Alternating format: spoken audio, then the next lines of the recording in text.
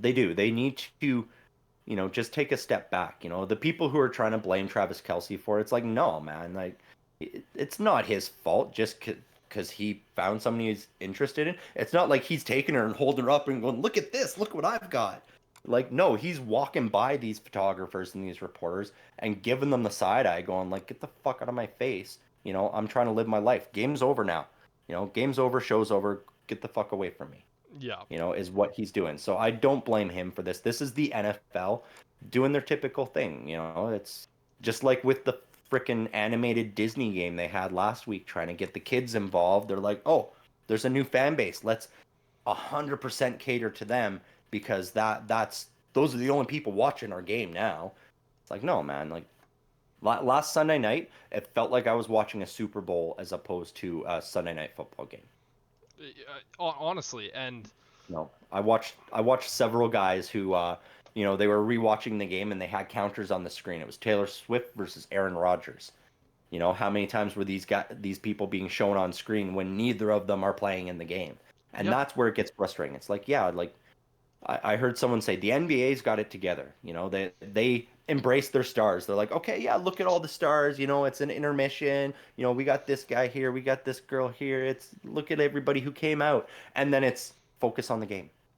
Well, And that's what the NFL needs to do. They need to stop going, oh, look at who's here. Oh, look, they're still here. I know it's only been 37 seconds, but they're still here. They didn't leave. Look, a play happened and they're cheering. Exactly. So Like even with like the I'm sport hoping of boxing, like they'll show the stars there, but they'll do it like in between fights. It's like look at the stars that showed up tonight, and it's one time. They're not constantly going back going like, oh hey, Tom Hardy showed up, and it's like every round it's like, but yeah. I think they're gonna give it one more shot. I think if she's at this game this weekend and the same thing happens, I bet you the two of them sit down and talk and they go, look, don't even bother coming to the game. Don't come next week because we're getting tired of this. The fans are getting tired of this. They're going to start hating on us for what the NFL is doing. Yeah, and and then we're already seeing it where a bunch of the alpha bros are just saying the most out of pocket shit, on their podcast. That's why, like we're keeping it in check because like we don't have negative shit to say about them. This is the NFL that is fucking up on this. And, I get it. It's sports entertainment. You want to show the entertainers, but show us the sport too, please. Like at the end of the day, it's sports first, entertainment second. But yeah, we didn't even talk about the game. If we were more talking about this, I think the Chiefs are gonna walk in there, destroy the Vikings. I'm pretty sure you're the same way. Yeah, the Vikings haven't looked good. As we discussed earlier, they were a 13-3 team last year that, all those wins were one-score games where they easily could have, and in some cases should have lost. They're the same team this year, except they're losing those games now. And I think it's going to continue down that path. This Vikings team, they almost got to be looking at it at this point going, maybe we should tank for Caleb Williams. He said we're one of the teams he'd come play for. He doesn't want to play for the Bears. Maybe he'll come play for us. And that's, I think, what the Vikings need to start looking at because the Kirk Cousins era is almost done in Minnesota. He's in the last year of his deal, so. Well, exactly. That's what I mean. I don't see them re-signing him unless they don't have a path to Caleb Williams or Kyler Murray. Really, those are the only two I think that could keep this team in contention. And so I don't see a lot of great things out of them. They haven't looked good. Granted, Justin Jefferson is going to put up ridiculous yards, which means Kirk Cousins is going to have great stats again, but they don't have the ability to close out close games. And the Chiefs do.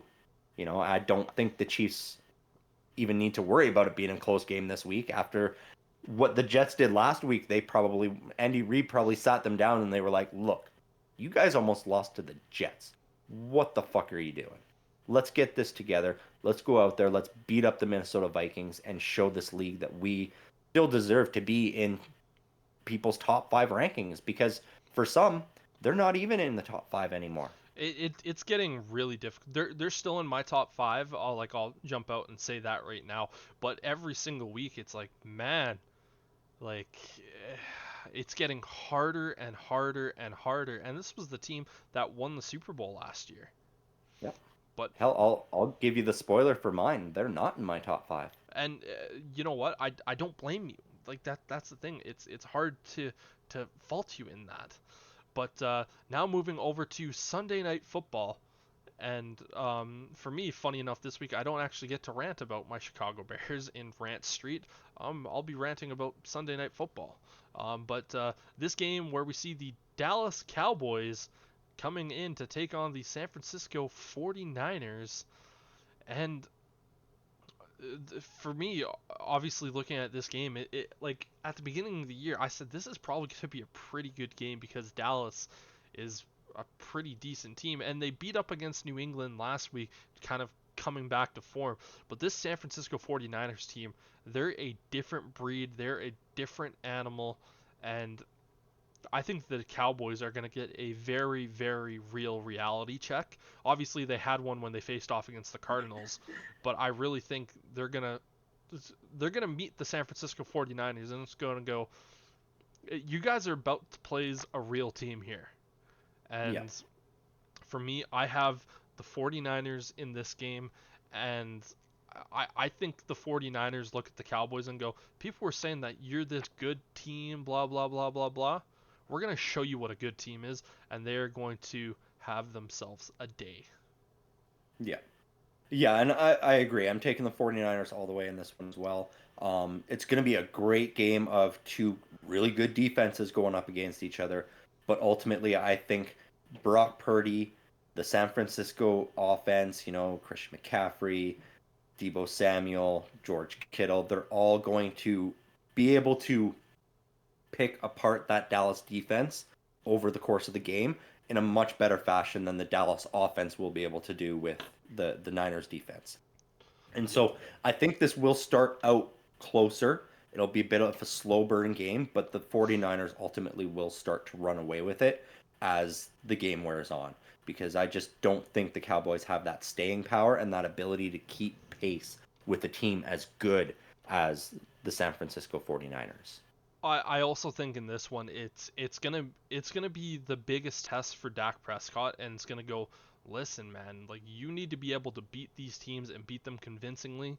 And I think this is probably gonna be the game that we're gonna look back on at the end of the year and go, yeah, if the Cowboys decide to move on from Dak Prescott, this was probably the game that ultimately decided that. But now moving forward to Monday Night Football, where This we see the Green Bay Packers taking on the Las Vegas Raiders in Vegas.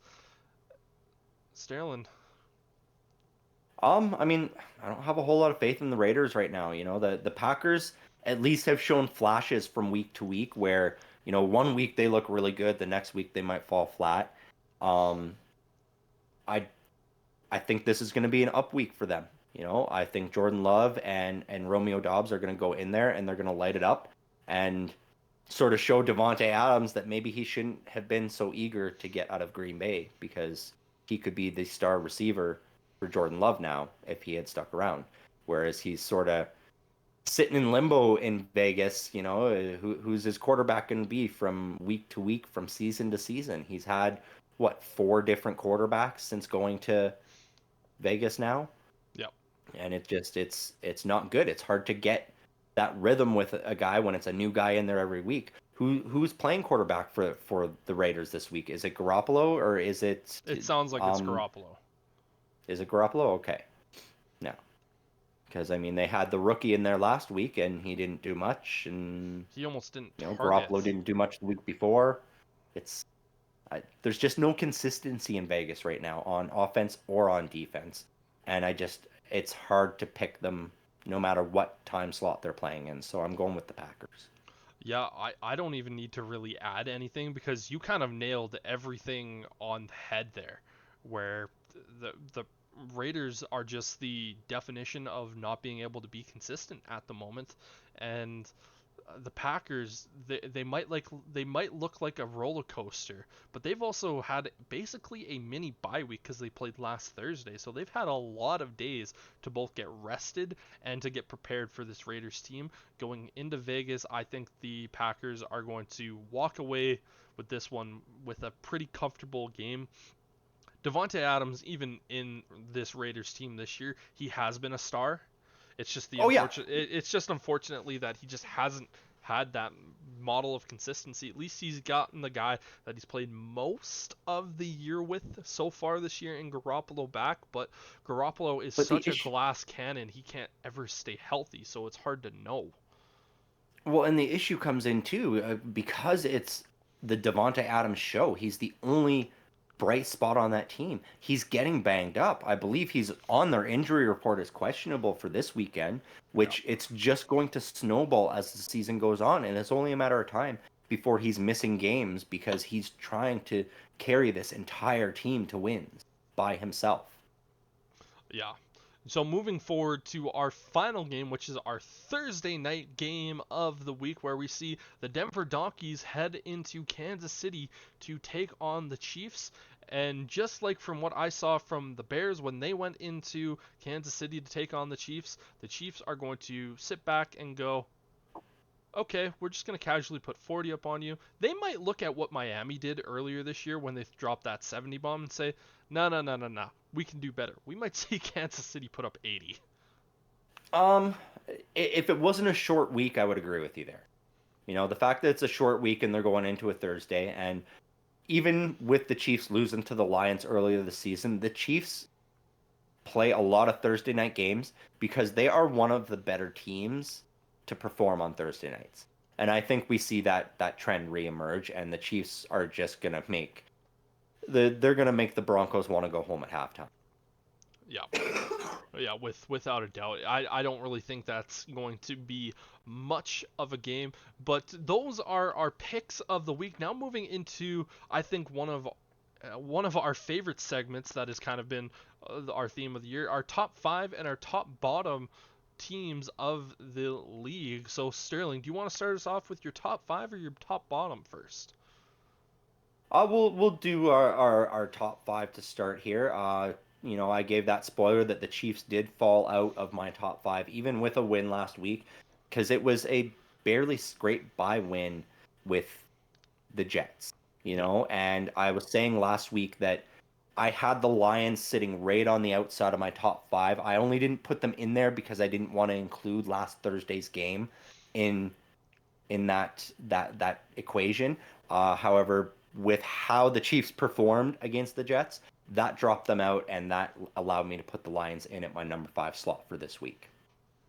After that, I've swapped the teams that played each other last week. You know, I've got the Dolphins sitting at number four with that loss to the Bills, and I've allowed the Bills to leapfrog into that number three spot with the win over the Dolphins. And beyond that, my one and two are exactly the same as they've been for a few weeks now, with the Eagles sitting at number two and the 49ers sitting at number one. Until those two teams show me otherwise, there's no reason for them to be changing spots. Well, yeah, I'm in the exact same spot as you with my number 1 and number 2, 49ers and Eagles 1 and 2 for that. But my number 5 team is still the Miami Dolphins. I think again, they went up against a team that this is a divisional rivalry game. It's hard to judge those games because they are rivalry games. You're going up again in a hostile environment. You got punched in the mouth. I still think this Miami team is one of the very best, and they just got popped in the mouth for that game. Um, I don't have the Chiefs falling out of my top 5 yet. They're still at pick number 4. Again, I still think they have a lot of things to work on, but they're only gonna have games from here the next 2 weeks that it's going to be able to show them. It's like, okay, we have a few teams that we can kind of iron out some of the problems, and they're kind of coming into this perfect time right now, and where they're but this is also a big test for them these next 2 weeks with Minnesota and with Denver. If they're still having some of these problems that we've seen, I'm very much going to be like you, where it's going to be out. And then my number 3 team is the Buffalo Bills. Again, from what we've just seen from them the last few weeks, they have been nothing short of just spectacular. And I think facing off against Miami, they've really shown that they might be the top dog in the AFC right now, which kind of leaves a sour taste in my mouth because I don't ever want to see Buffalo as the top team. But yeah, that's kind of where it is. And Sterling, who do you got in your bottom 5? Because we both agreed that the top 5 was a lot easier to pick than the bottom 5. Well, the bottom 5, I mean, the bottom 3 was easy. That stayed the same. It was those other 2 spots that were tougher, and effectively for myself, I have just inserted the entirety of MetLife Stadium into those 2 slots in my bottom 5. I have the Jets sitting at number 28 right now. The Giants sitting at 29 because they have not been good. The Jets, I know I was talking high on them. They do have the potential to move up, but they've got to show that to me still. They're still losing games that they should be able to be pulling out. And so it's 1 week. They win this week, and they're clawing their way back out of that bottom 5. And then after that 28-29 of Jets Giants, I've got the same 3 in the bottom. I think they might be a little bit shuffled from last week. I have the Broncos sitting at number 30, Panthers at 31, and those Chicago Bears still sitting dead last because, again, I am not factoring in that first game of week 5 here. Yeah, for me, I do factor in the Thursday night games just because once we get into this, it's one of those things that it's just fresh in the mind. But yeah, for me right now, I have the Cardinals sitting at number 5. Last week, if the Jets didn't play as well against the Kansas City Chiefs as they did, I probably would have the Jets at that spot right there at my 5th worst team.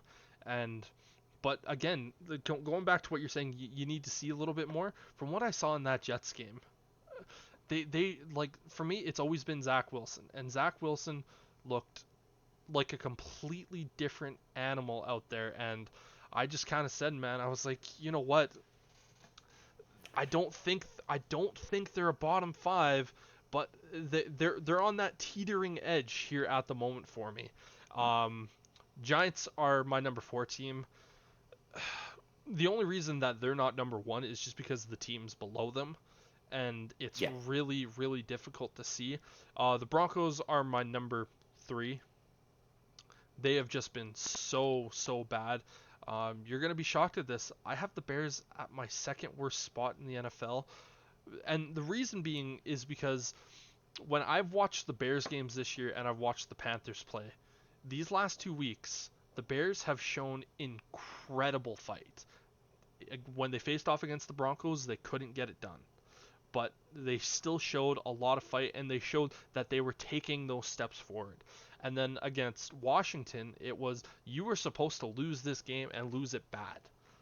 But they threw up a 40 burger, and they looked really, really good on offense. And you know what? They had to go up against so much adversity in that game, basically losing every part of their secondary, which was already depleted going into that, and finding a way to win that game. And it just got that monkey off their back, and they showed fight. And the Panthers are my 32nd team in the league just because I haven't seen that fight at all from them, and that's the only reason that I have them there. But those bottom 3 are really, really interchangeable here at the moment.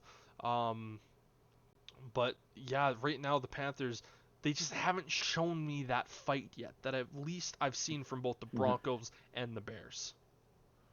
Yeah, and as I said, you and I differ on including that Thursday night game in there. I think next week, depending on how the Panthers perform tomorrow, will determine whether the Bears finally claw themselves out of that dead last spot for me this season. Yeah, and which is totally fair. And so now we're kind of getting into a little bit more. Before we get into Rant Street, I figure we should probably go over a little bit more of the 1IQ football fantasy pool that we have going. If you haven't watched the draft, please make sure to go back and watch. It's a 6-man league with myself, Sterling, our baseball podcast, DJ and Will, and then 2 of our hockey guys, which are going to be starting up relatively soon in Taryn Jote and Colton. Um, yeah, so kind of taking a look here, looking at the actual league itself. Right now, myself, my team, the bare necessities with my team name, I'm currently sitting at a perfect 4 and 0. I was about to say 0 and 4, but no, I'm sitting at a perfect 4 and 0. DJ sitting at 3 and 1. Yourself sitting at 2 and 2. Will sitting at 2 and 2. Taryn Jote at 1 and 3, and Colton at 0 and 4. Needless to say, in our league this year, it has been very, very interesting to see nonetheless. And you and I are actually facing off in this week, so you're hoping to finally take away that O in my department, and I'm hoping to just continue on with my perfect run of games. Yeah, I mean, outside of yourself, it's been fairly up and down throughout the rest of the league for us. Like even myself, I started out 0 and 2. I was riding Joe Burrow and he wasn't getting it done. And I went and scooped up Brock Purdy, and when that happened, that turned things around for my team. Helps that I've got guys like Keenan Allen and Christian McCaffrey who are consistently putting up 40 plus points a game, so that helped turn things around. And I mean, I'll come to Colton's defense sitting at 0 and 4. There were a couple of weeks there where I think he must have been a little bit busy in the setting lineups period of time because he hadn't set his lines. And so there were a couple of weeks there where he was playing very shorthanded with 2 or 3 guys that were in his lineup but didn't actually play. Yeah. And so I think that's why he's sitting at 0 and 4. But yeah, I mean, you from draft day on, you've been projected, you had the number 1 drafted team. You've been projected to stay at number 1 every week so far. So I came into this week going, I'm going to have to make some gambles to try and pull a win out here. I got lucky in the fact that you dropped DJ Moore from your team a couple weeks ago there, and so you didn't have him in the lineup, which helps. But we'll see if I'm right on Joe Burrow finally doing something and getting me some points this week, because I just, as much faith as I have in Brock Purdy, I think he will have a bit more struggles this week just because of the defense he's going up against. Yeah, We'll still see big numbers from Christian McCaffrey and likely from those wide receivers, but I think we're going to see more short gains for Brock Purdy. Yeah, I totally agree with you. And for me, again, I'm 4 and 0, but it's not like I've never once been the week's highest scorer. But the No, problem, no, the thing I is, was actually the highest scorer for a couple of weeks here. for the 1 week, are the highest scoring team that we've had so far has been yours, within 1 week where you got 186 points in the week. That's how you got your first win in week 3. But the thing is that my team has always been consistent. Everyone else's Yes. team has kind of had this roller coaster, but again, my team has just been consistent. And for me, I have had to make a lot of moves. I'm always probably one of the busiest waiver wire players in the league, even though I'm considered 6th in the waiver wire. But yeah, it should be a fun little matchup between us this week. Again, I don't have Justin Herbert as my number 1 quarterback in this week. I have Tua going up against the Giants. I also have Lamar Jackson on my roster, but he's going up against the Steelers, and I don't think he's quite going to be doing the same thing as Tua is. No, that Tua spot is the one that has me concerned because he's going up against the Giants. I expect him to put up big points. And so I knew neither Joe Burrow or Brock Purdy really had a chance to stand up to that. I'm betting on my running backs greatly outscoring yours with the hopes of being able to balance that out for me. Yeah, but then for me, I also have the wide receiver department that is a little bit Mm-hmm. more stronger than yours. But it should be a fun week of fantasy, man. Every couple of weeks, we'll always do these little updates of just how the league is going and how it's running. But now, kind of moving into our favorite time of the stream, a little bit of Rant Street, which I had a little graphic that I could pop up going like a little swoosh. Rant Street. But I'm sure you can make one. I probably could. It's just, finding time and the ability of my own skills. But for me, the first time I don't actually really need to talk about the Bears. Again, they had that complete collapse against the Broncos. They almost did it against the against the Commanders, but they managed to not not do it. Thank the Lord. But I found myself, and I know this is going to be a shock to you, but at one point in that game, I actually had a smile on my face watching my Chicago Bears. It was a weird feeling. It kind of hurt a little bit, just mostly because I haven't been able to do that in years. So it was a weird feeling, but I kind of like it, and I hope that I get to feel more of it. Uh, Right. It's funny seeing some of the Bears fans online too, that they've gone from wanting to burn their jerseys and wanting to die to a bunch of them going, "Here we go, 13-4. yeah. It's gonna be our season now." And I'm like, "Oh God, guys, don't get that far ahead of yourselves." But I Oh, mean, DJ Moore went off. he is That exactly was as advertised. well, and I mean, he put up the most yards, Second I most. believe, since Walter Payton. It back in was it the 70s? No. Like, So Alshon Jeffrey currently holds the record for the most receiving yards in a game, which was 248. And oh, so okay. that was the record that he was chasing. Walter Payton still holds that massive record back in the day that I don't think anyone on this Bears team is gonna or ever get. But 230 yards, 3 touchdowns, 8 receptions. Whoo! He's Well, a that's the impressive thing is he did that on 8 receptions. yeah. Like you see those kinds of numbers, you expect the guy maybe had 11, 12, 13 catches to get there. Yeah, and that just shows exactly what DJ Moore is. He is a guy that is you put the ball in his hands and he's going to get you those yards. And we saw that all game long against the Commanders where the first catch that he made of the game, he literally ran backwards for 5 yards and turned it into a 40-yard gain. You're just sitting back going like, yes, yes, more of that, please. And then the next time he catches the ball, he goes for another 40. And you're like, oh my god! Like the first quarter, he had 5 catches for 130 yards, and you're like, oh my god! Like I don't know this feeling. A wide receiver being good in Chicago? What is this madness? Well, and I mean, he's been good so far this year since he's got him. I mean, I was reading a stat where um, Justin Fields, when targeting DJ Moore, has a Perfect perfect passer. passer rating. Yeah, You know, insane. and it's just those other tools around him need to get things going. And I think having Chase Claypool out of there is going to help that going forward. The key is going to be the ability to chain that together with your run game on a consistent weekly basis. And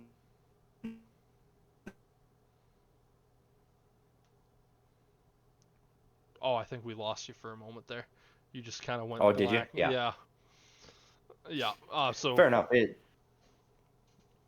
Yeah, I'm just saying, if you guys can get the passing game with DJ Moore and that run game consistent, you guys could start stringing some wins together for sure. without a doubt, and going back to what we were saying, I think at the start of the stream, or definitely in our pre kind of stream talk, is like this is the Bears that we thought we were gonna see at the start of the Mhm. year. It's like Luke Getzey. Again, I might have said this already in the stream, but he finally went back and went the offense that we were running last year, and when it was working, we should try that again because it worked really well, and we have a true number one wide receiver. We should use that. And it's like, yeah, you see what happens? Good things happen. But, Mhm.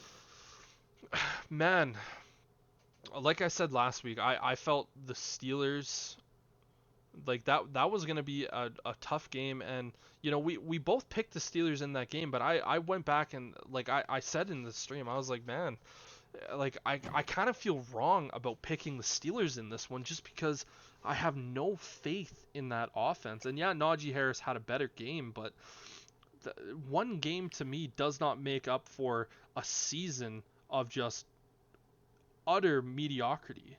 And again, the play calling from Matt Canada has been so horrible. And when Steelers fans heard Mike Tomlin go out there and say there's going to be changes that are going to be made, everyone's sitting back going like, yes, Matt Canada's finally gone. And it's like, no, he's only getting promoted again. Yay. No. So, but please Yeah, take the floor. it's unfortunate. I mean, you know me, I don't have a whole lot of new to rant about. You know, I'm still tired of Matt Canada's play calling and the fact that it is just way too robotic and too predictable. You know, like the other team knows what you're calling, and this is why you can't move the ball consistently. And that's ultimately the issue with this Steelers team is consistency. You know, we can see them one week come out and they're firing on all cylinders. The offense is moving the ball. The defense is just fired up and they pull out that win. And then the next week, every facet of the game falls flat. And it's just a matter of getting it all together, you know. And we were talking about this before we went live, and I'm seeing so many Steelers fans out there that are just they're throwing the towel in. They're oh, this team's garbage. We're gonna lose. You know, we're gonna finish in last. And it's just like, guys, this is the Pittsburgh Steelers. They find a way to bounce back. They will again. You know, like even last year, everybody was down on them. Even you were like, "How are you still believing in them? You guys are 1-5." And I'm like, "I have faith." You know, and we went into the bye week, and coming out of that bye, we went 8-3. You know, because Mike Tomlin went in there and he cracked skulls, and that he's starting earlier this year with. He's starting the week before the bye and going, look, this has to change. We need to control the trenches. We need to win these physical battles, and we need to execute on the plays that the OC is calling. Whether you like them or agree with them or not, you need to execute. And Matt Canada slowly is getting back into that mindset, I think, of seeing what happened last year and going, oh, if we can get Najee Harris 100 yards on the ground, that opens things up for the rest of our team. You know, I think what happened last week was that Texans O-line shut down our defense to the point where we couldn't stop them. They went down the field every time. We couldn't get any sacks. We couldn't get any quarterback pressure, and that is what hurt us. And so if they turn that back around and they are able to get that pressure on a guy like Lamar Jackson and flush him out of the pocket, we're going to see a better result this week. You know, then it's just a matter of, can the offense get that consistency? It's been difficult. We're playing without our number one receiver. George Pickens, yes, he's great, but there aren't enough other weapons around for him to go off as a number one. That is why we were so hyped about the Deontay Johnson-George Pickens duo. And from my understanding, Deontay Johnson is set to come back after the bye week. And I am looking at this in the hopeful fashion, like I did last year with TJ Watt coming back after the bye week, going, okay, we're getting our star player on offense back after our bye week. Now is the time to climb. You know, and I look at it and go, if we can do the same thing as we did last year, even say we lose this game to the Ravens this week, we go into our bye 2-3. That is still better than the 1-5 we did last year. You know, and so we come out of the bye week and say we do the same thing and we go 8-3. There'll be an extra game. I'll even throw that into the loss column and we go 8-4. That's still a 10-7 record, which, with how the rest of the AFC has been looking, 10-7 is not outside the realm of possibility for a wild card spot to make the playoffs. My concern now is we might lose that playoff spot to a hungry Texans team who could also finish with that 10-7 record. So that is going to be tough going forward to swallow, you know, if we get to that last week and go, oh, we missed because we lost so badly to the Texans in week 4. Yeah. But yeah, like, even right now, you look at the playoff picture right now, technically the Steelers are sitting in 6th in the AFC. Even with how badly they've played 2 weeks. Because you got to remember, we had 2 terrible games, but we've had 2 really good games as well. Yeah. Right now for me, obviously the Steelers have just been the marker and the benchmark of just consistency. They've found a way. Mike Tomlin never had a losing record. Inconsistency No. this year. I'm not saying for this year, of just as an organization. Oh, I Like, see. yeah, they have been nothing short of just the most consistent team. They've done it time in, time out, and it, like, right now under Mike Tomlin, never a losing season. But right now, if they do not move away from Matt Canada, I hate to say this, but the defense is gonna quit. And Yep. like the defense, if once the defense quits, because it doesn't matter about the whole legacy of like, oh, we're the Steelers, we're the defense, we don't quit, blah blah blah blah blah. If you're looking at your offense going 3 and out, 3 and out, okay, you get a first down on this drive, 3 and out. After that point, it's just gonna be like, man, like, fuck, I don't care anymore. And like I said earlier with the Ravens, the Steelers are gonna, like, when I talked about the Jets being on the verge of being in my bottom five, the Steelers are in that exact same spot. Like, I have the Jets and the Steelers right now at that exact same spot, because at least with the Jets, their defense is keeping them in games, and their offense, they're slowly getting better and better. Right now, after that Vegas game, I kind of looked at it and went like, okay, they might be figuring it out. But against the Texans, I was like, and we're back. And I'm like, Yeah. you can't And that's what I have this mean when I roller say coaster. inconsistency. Yeah, you can't have the roller No. coaster this year. And you might have a better game against the Ravens, and where it's like, oh, Mhm. hey, we're better. And once Deontay Johnson comes back in, you guys are going to be in LA taking on the Rams. And let's say you lose against Baltimore, like what I think is going to happen. You have that bye week, Deontay Johnson comes back, and it's like, oh, hey, we're better this week. And then you go up against Jacksonville, and it's the same thing where it goes down. Like, your defense at that point, they're just gonna quit, even if that is the case of it up and down. And I think, and again, I know you don't like to hear it, I know Steelers fans don't like to hear it. If For me, I'm realistically giving them probably 2 or 3 more games before like it's time to just throw in the towel. And yeah, they were the 1-5 last year, but even when they were 1-5, it was okay. Their defense is missing, T.J. Watt. I don't know why I was about to say Myles Garrett. They were missing T.J. Watt, and it was one of those things of where their offense was still trying to piece together. Obviously, having new quarterbacks in there with Mitch Trubisky and Kenny Pickett, there was a lot of things where it was like, okay, there's still things. There's a lot of things where you can go back and say, you know what, they were working through stuff. That's the reason that Yep. they were 1-5. Right now, the issues that they're having are so much internally. I saw a great video of when the Steelers beat Vegas, and Matt Canada's going up and hugging one of the other coaches, and Chris Boswell, your kicker, just goes, "It wasn't because of you, believe that." No. And it was like, like, man, I'm not saying the Steelers need to hit the panic button, but if you lose badly and the offense doesn't show up against the Ravens, it's like, okay, Hmm. you got this bye week. You got to show me what you're going to do against the Rams. But if these next 2 weeks for them against the Ravens and the Rams, if the offense looks flat, the panic button needs to be rung. And I honestly think at that point, the season might not be recoverable. Yeah, and I get that, and there's a lot of Steelers fans that feel that way as well. I'm not jumping in that boat just because I've seen how they can turn things around, and ultimately it still for me is this play calling. Yeah. Oh yeah. You're not catering to the style of team you have. You're trying to turn your team into a run and gun college offense, and that is not going to work in the NFL.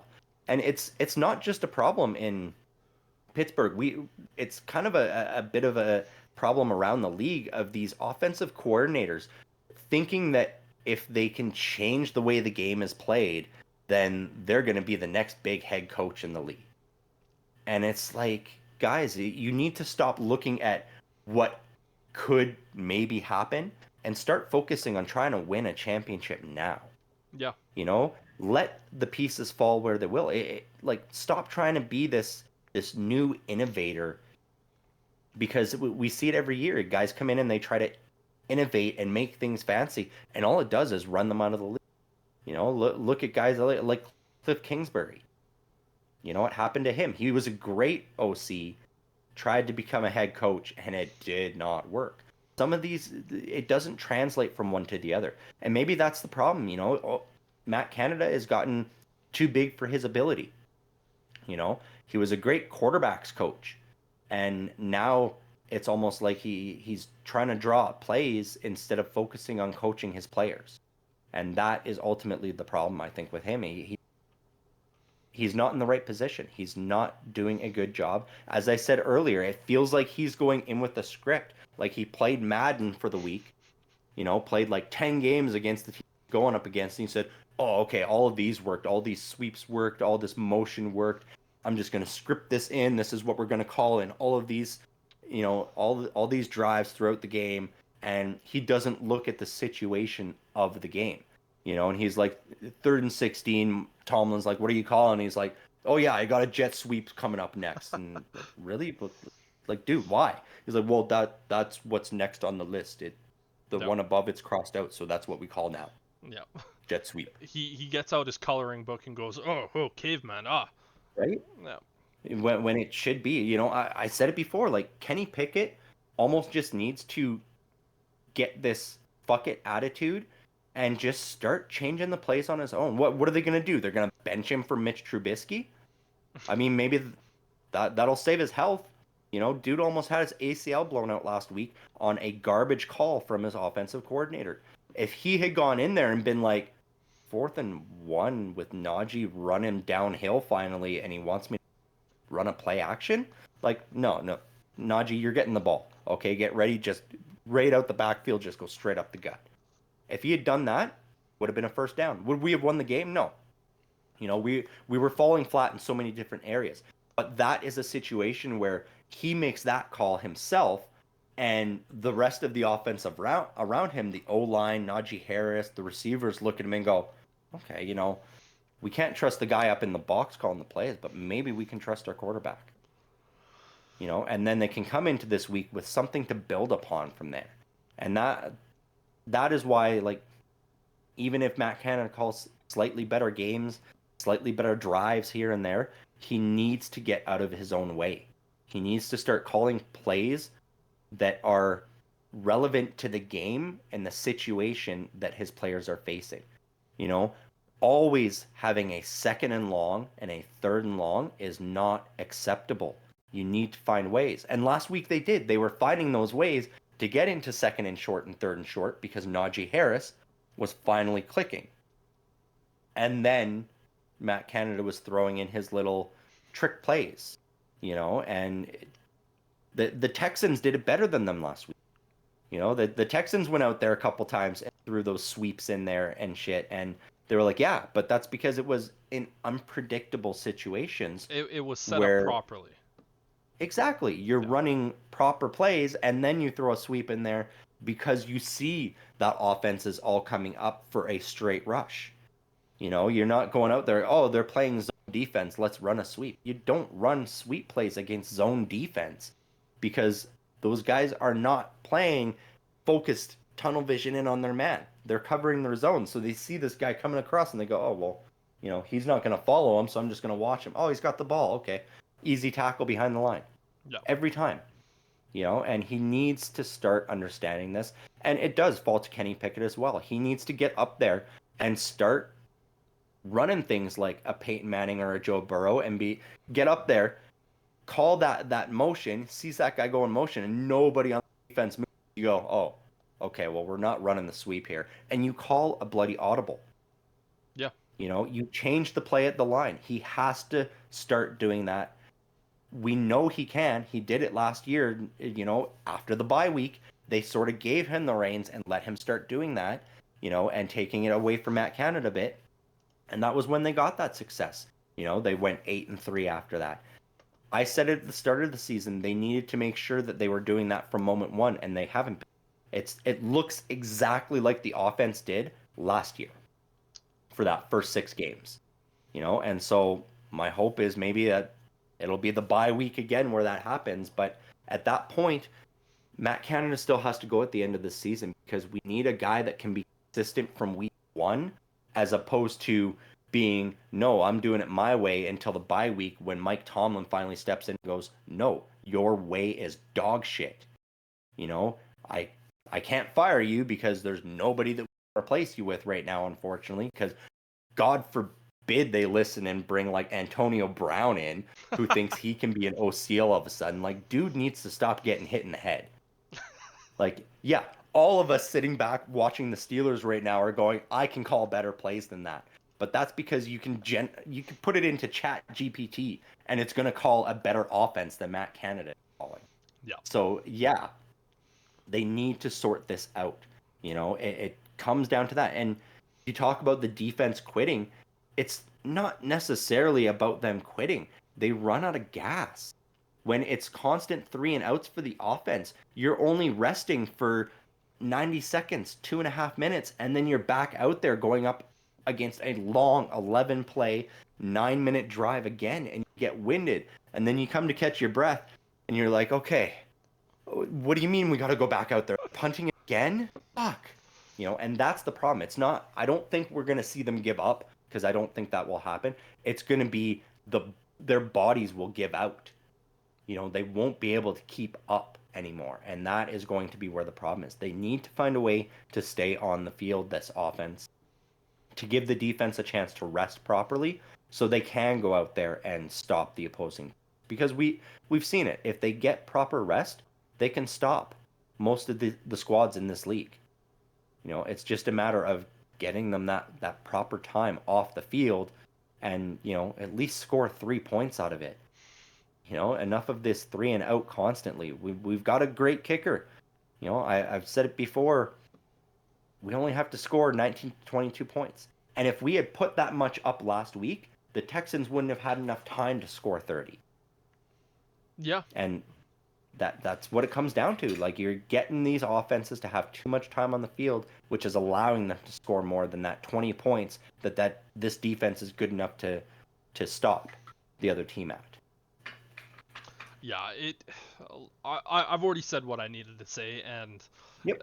Yeah, and for that, but my kind of little rant street here is about this Sunday Night Football crew, man. Like, they are just so bad, and like for years I've been saying, you know what, Chris Collinsworth, he's a great analyst, like he's able to go in there, but those last 2 or 3 years, it's like he finds a star player and he just pulls his pants down and just starts gobbling on the knob.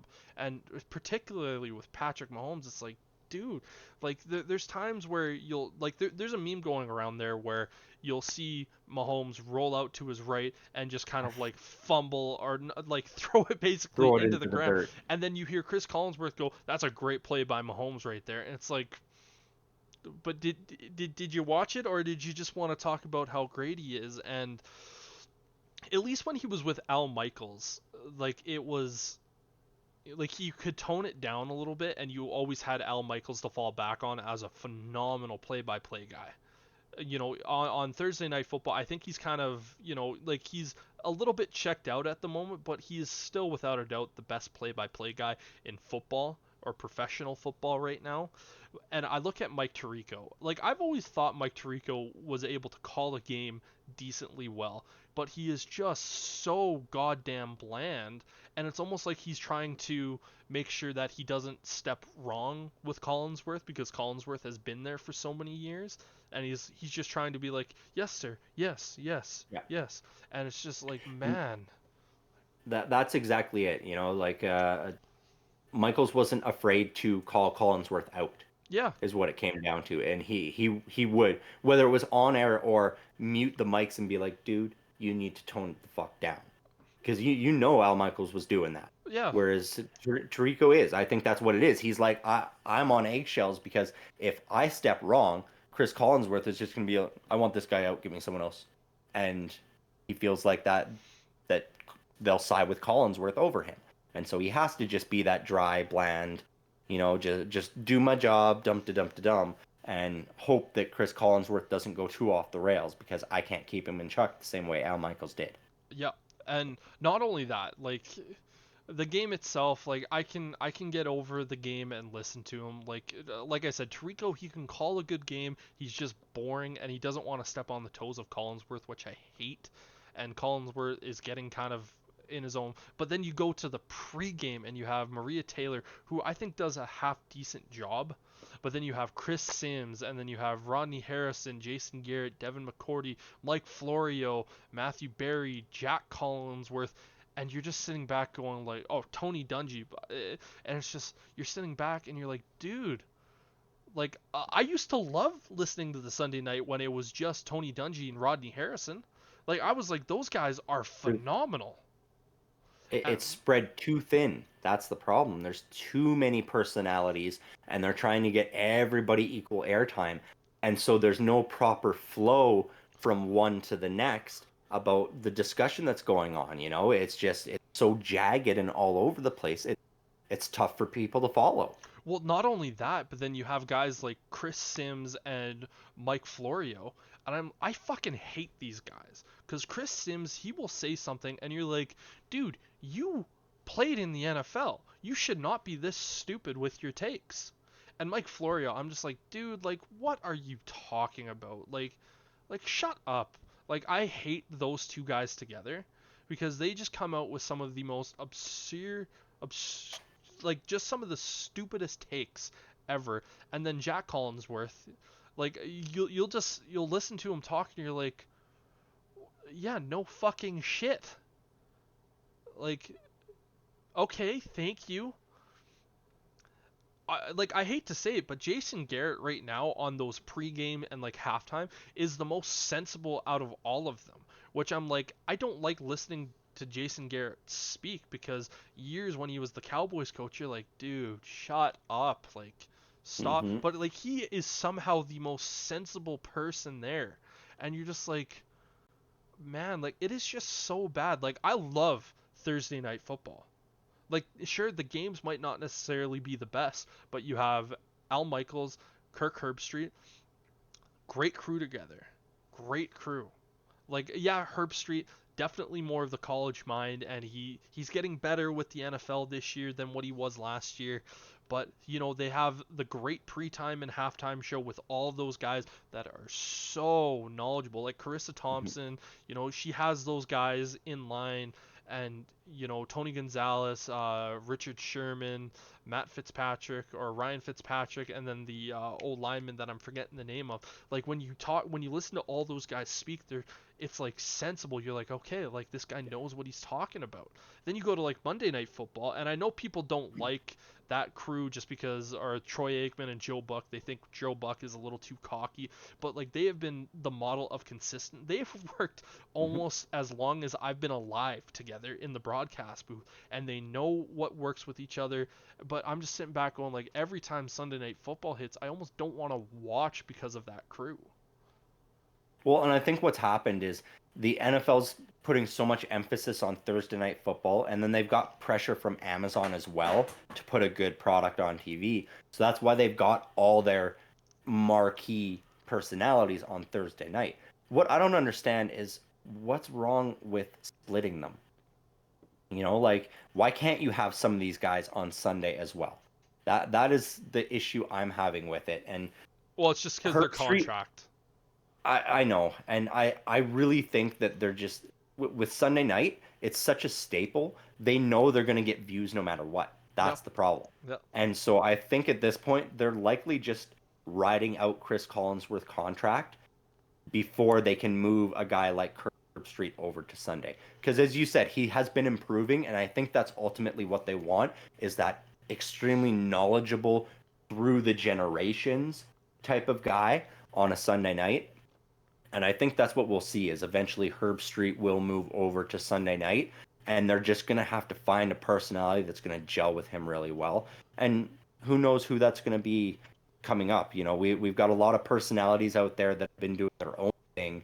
There are rumors that at some point, though I think he's signed with Fox, Tom Brady, is going to be coming into the mix at some point. So it's hard to say. I really think that they're just trying to ride out this Collinsworth contract and then push him into retirement at the end of it.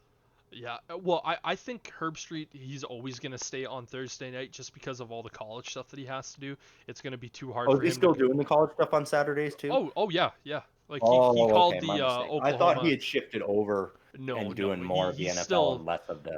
Is he okay? Yeah, so his schedule is Okay. insane, man. He goes out Yeah. for Thursday night, goes back home for Friday, goes out Friday night to wherever he has to do college game day morning, and then he does Yeah. college game day morning, then flies immediately out to the game that he has to do. But yeah, so for me, I look at CBS because that's who does Sunday Night Football. Just like Jim Nantz, Tony Romo, love that crew. Ian Eagle, and then Charles Davis. I would love to have those guys on Sunday Night Football. They are a phenomenal crew, you know. But just this crew, and it might just be exactly what you're saying, where they're just They're trying to trying to ride ride out out the Collinsworth contract. Yeah.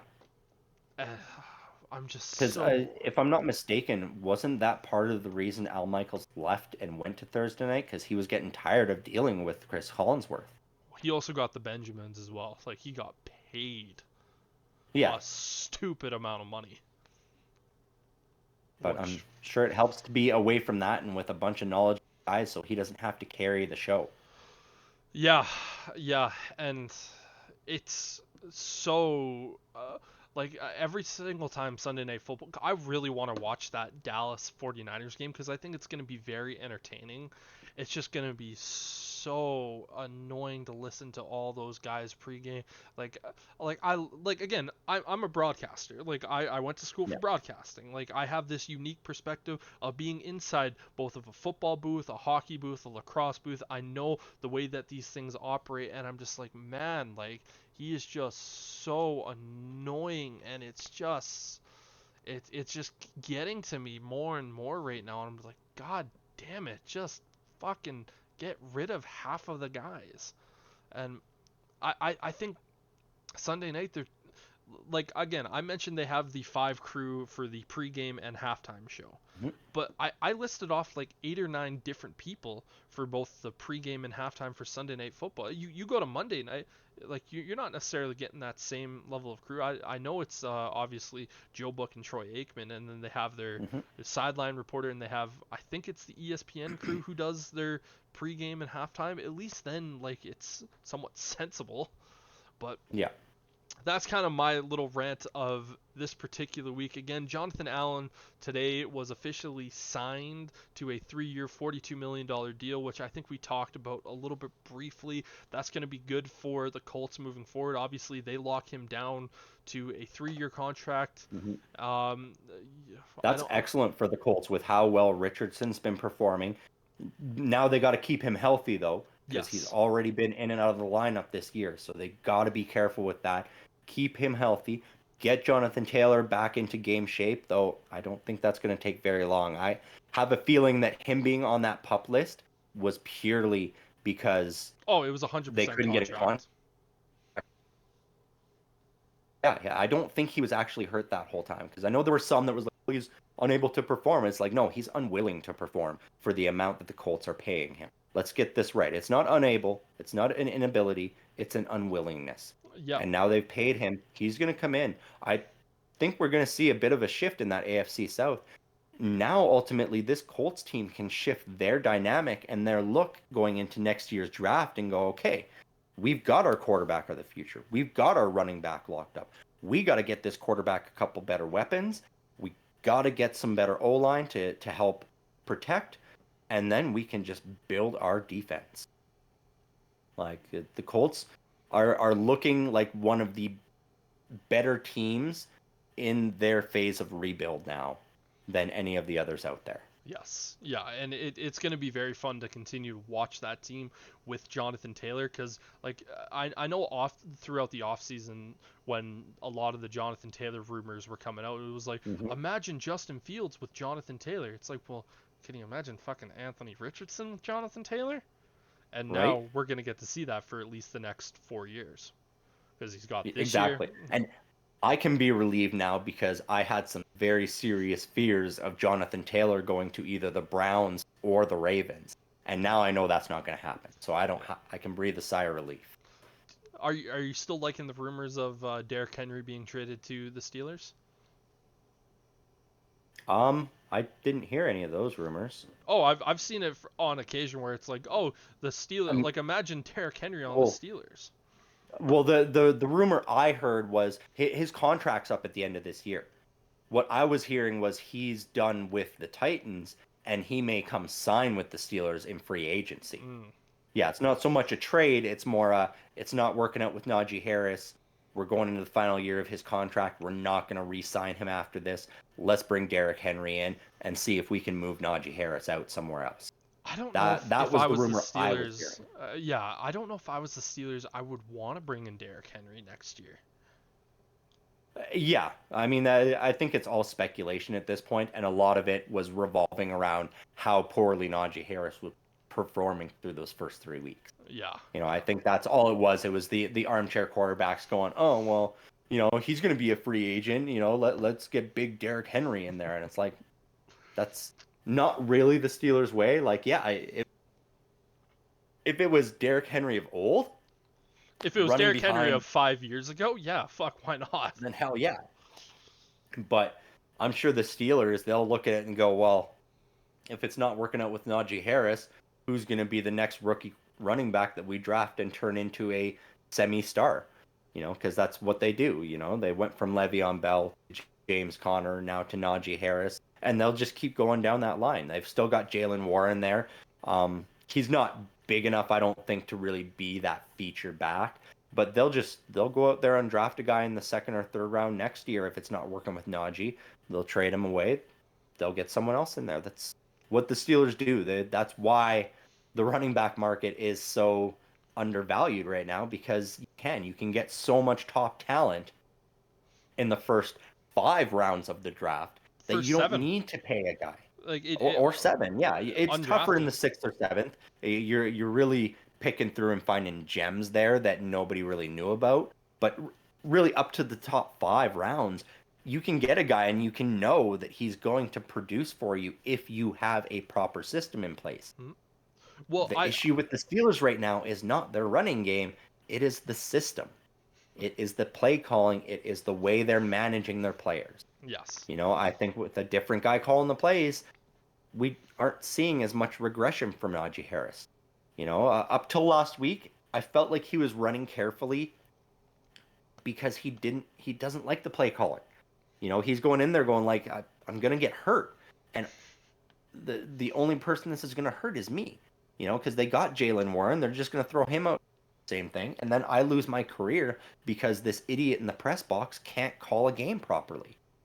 Yeah. I was happy to see last week, apparently him and Broderick Jones have been having some one-on-one conversations and having some dinners together. They're getting on the same page, which is big because with James Daniels out, Broderick Jones is in line to get his first start of the season, because up till last week, he'd only played 4 snaps when he went in. Yeah, he'd Really? only played 4 snaps. Yeah, he has not been playing a lot Why because the fuck not? You Steelers' draft. philosophy. You get these guys up to that level. I wouldn't have wanted him out. I didn't want him out there going up against Nick Bosa in that first week.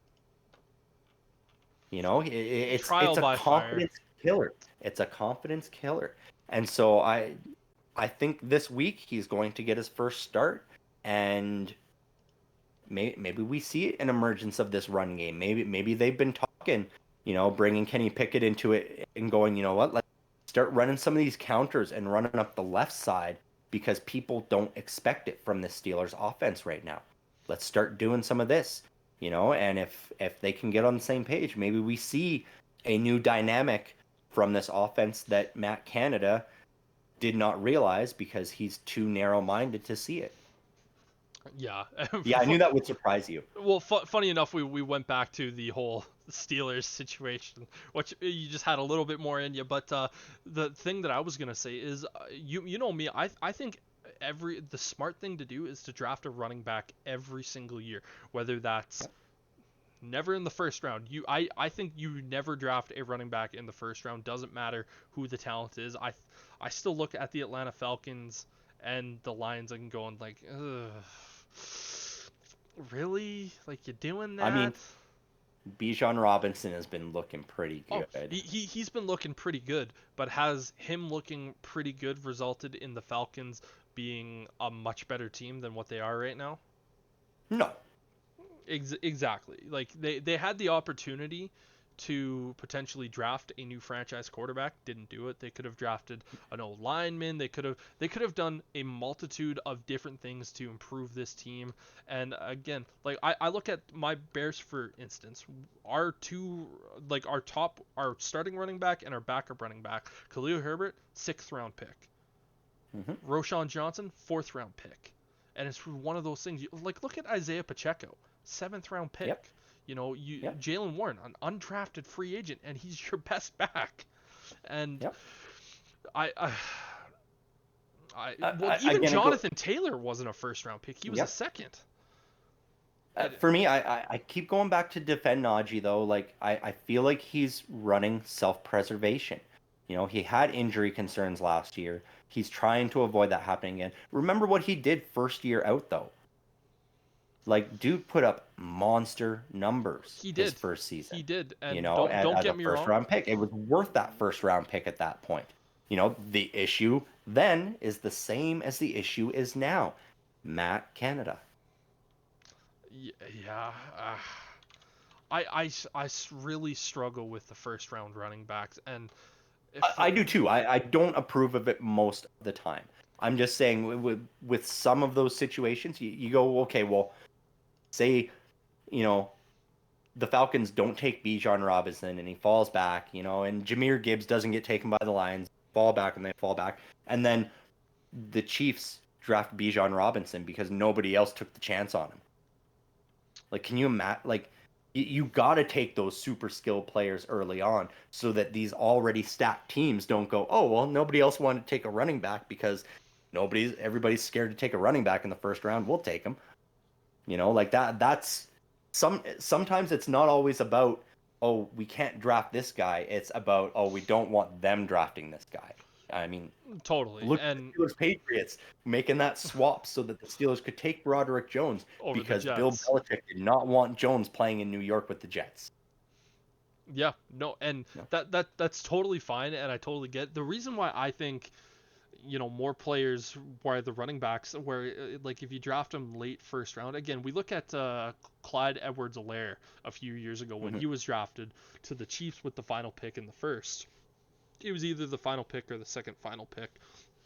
But it was one of those things where it was like the Chiefs could afford to make that move at that point because it's like, like I'm sure they probably could have spent something else, but again, yeah, I just looking at this particular draft class, you had Devontae Williams in the 2nd round. He pretty much is a carbon copy of Najee, and you're not really seeing a whole lot of difference with him in the terms of what he's doing in Denver. You had Michael Carter at the Jets. Obviously, he's not playing a ton. Rionme Stevenson, he was a 4th round pick. He's not looked amazing this year, but that's just mostly because of Dak being there. But yeah, it's such a tough thing, and I struggle with the 1st round running backs. That, but I really don't have I know anything. you do, and I get that, but someone like a Bijan Robinson, as the Falcons, you can't pass that up. And if they continue to fall, and they fall low enough, there's some good quarterbacks available coming up in this draft. They fall into the top 10 or even the top 5, and they get Shedeur Sanders in Atlanta as their next quarterback. If you imagine Shedeur Sanders, Bijan Robinson, you got Drake London, you got Kyle Pitts. Like, imagine that offense then. Yeah, true. Don't get me wrong. That. But right? Imagine what the Falcons defense could look like with Jalen Carter. Yep. 100%. Or for instance, you could look at Broderick Jones on that team to help Desmond Ridder get the ball out a little bit later, or Lucas Van Ness, the defensive end, and yeah. But just like you and I, different philosophies, different beliefs. All these teams, general managers, head They all coaches, have they're the that. same Yeah. way. They've Yeah. all got different philosophies, different beliefs in where they should start building first and what areas they want to shore up before something else. And so So that's ultimately what it comes down to. Everybody's different in their approach to how they want to build a team. So, funny enough about speaking about building a team, obviously we've always done Madden against each other. We haven't done it for a hot minute, mainly because Madden has been nothing but hot trash for years. Yep. But I know the way that I like. Let's put our general managers hats on, and we basically come into an expansion team. How are you gonna build your franchise? Like, if you had the number one pick, and this is a team that was an expansion team, what would be your philosophy? How would you build it? That's both easy and difficult. I mean, it would depend on the players that are protected.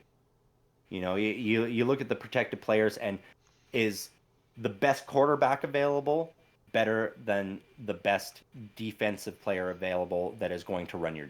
Okay, But ultimately, let's say from a draft standpoint, like, yeah, like, are you you need to draft your quarterback first, or you try to build the team around, then find your quarterback? it depends on the quality of the quarterback. If it's Patrick Mahomes, then you take the quarterback first. If it's pretty much any other quarterback okay, Patrick Mahomes, Joe Burrow, Josh Allen, you take that quarterback Take first. your mind out of the fantasy draft mode, and like, you look at, let's say, this year's draft class where you have Caleb Williams, Drake May, and you are going into You build around the quarterback first. Then what's your next move? Are you going D line, O line? Are you trying to find weapons? with how the league runs right now, you're going edge rusher or D line. Yeah, so you're going trenches. Yeah, Yeah, for me, yeah, I'm the you're same going way. trenches. I O think it's line, D line, quarterback, edge then rusher. trenches. Yeah, Like, yep, quarterback and then O line and D line on both sides. You have to be able to, like, that's where you win games. yeah. Yeah. And I mean, even like I said though, with quarterback, if it's not a top tier guy that you know is going to be able to win games for you on his own, then he's not of utmost importance. Because we've seen guys like Josh Dobbs. You put him you put him onto San Francisco, he's going to be winning just as many games as Brock Purdy. I mean, hell, Brock Purdy, Mr. Irrelevant. Look Yep. at how many wins he's getting. Unless you have a marquee quarterback, a guy of Patrick Mahomes, Joe Burrow, Peyton Manning, Brett Favre, guys like that who can change the outlook of a game on their own, then that is not the most important position. Quarterback's the most To important. draft early, I mean, you're not going to go out there and go, "Whoa, back first, I'm taking Tua Tagovailoa." If you're Or a I'm, team I'm that didn't taking have a Derek Carr. quarterback, then yeah. But okay, best quarterback available is Derek Carr. I don't have anybody else drafted. I'm taking Derek Carr because I need a quarterback. Like, you're not doing that, is what I'm saying. If that's your best option, then you go, okay, somebody else can take him. I'm going to build the team around, and then I'm going to get a guy that I can plug into that system, like a Brock Purdy, who's unknown, not Brock Purdy himself, but somebody who's unknown, as a second or third stringer from another team that you can go, you're going to go in there, you're going to manage the game. We're going to run this style of offense, and we're going to win games still. Yep. Yeah. Interesting philosophy. Like, we have a lot of the same things. I think no matter what, like, I'm that you got to go find your quarterback, and if you got to take multiple shots at it, you got to take those multiple shots. But I don't have anything else here for today. I don't know if you do, but Nope. I'm Brendon Sterling. Thank you for watching the 1IQ Football Talk podcast. Make sure to like and subscribe. If you have any comments, please send them down. Any suggestions or ideas, we'd be more than happy to hear about it. We have a ton of stuff here on the channel, so please make sure to check out everything. But again, peace.